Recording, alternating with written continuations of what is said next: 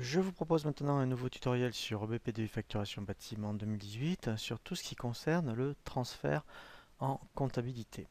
Alors, nous avons vu donc dans des tutoriels précédents comment donc appliquer les affectations comptables aussi bien au niveau des clients que par rapport donc aux articles, puisqu'il y a d'abord ce travail au préalable de bien créer, je dirais, les comptes par rapport aux articles et aux clients. Donc, une fois que vous avez bien fait ça, effectivement, après, eh bien, on va pouvoir lancer l'opération de transfert en comptabilité.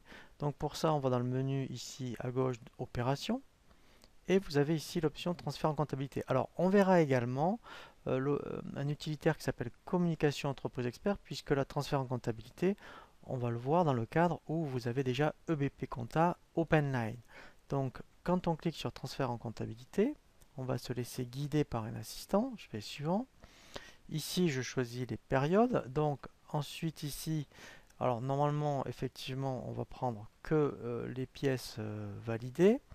Et ici, vous voyez, vous allez donc comptabiliser les ventes, les règlements. Alors, c'est pour ça que l'intérêt, les règlements clients, il faut absolument les faire sur EBP2I Facturation Bâtiment. Ne le faites pas en comptabilité, puisque lui, il le fait très bien donc ici, et comme ça fera de la saisie en moins en compta.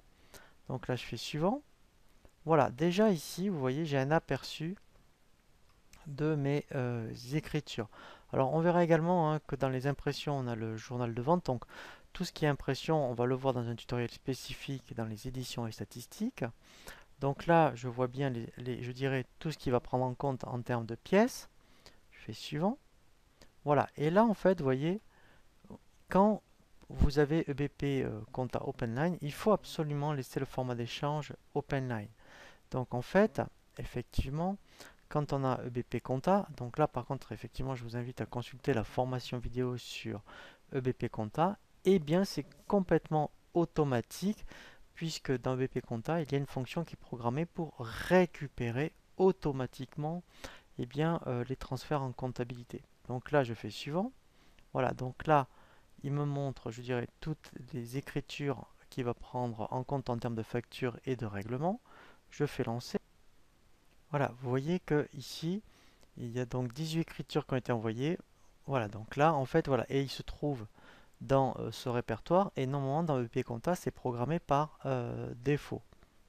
Donc ça, c'est le premier cas de figure. Alors, juste pour venir au niveau des impressions.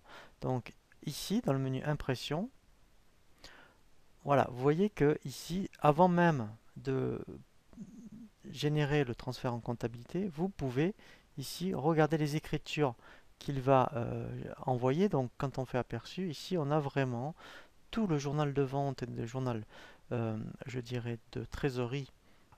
Ici, vous avez, vous voyez, toutes les écritures qu'il a générées. Donc ça, vous pouvez même le faire en amont, avant de générer le transfert, pour bien voir si ici tout est conforme en termes de compte. Voilà, donc ça, c'est dans le menu Impression, dans Opération. Ensuite, maintenant, on va voir un autre cas de figure. Quand vous n'avez pas EBP Compta, par exemple, vous voulez envoyer bien, toutes vos écritures à votre expert comptable. Alors ça déjà, c'est un premier cas de figure.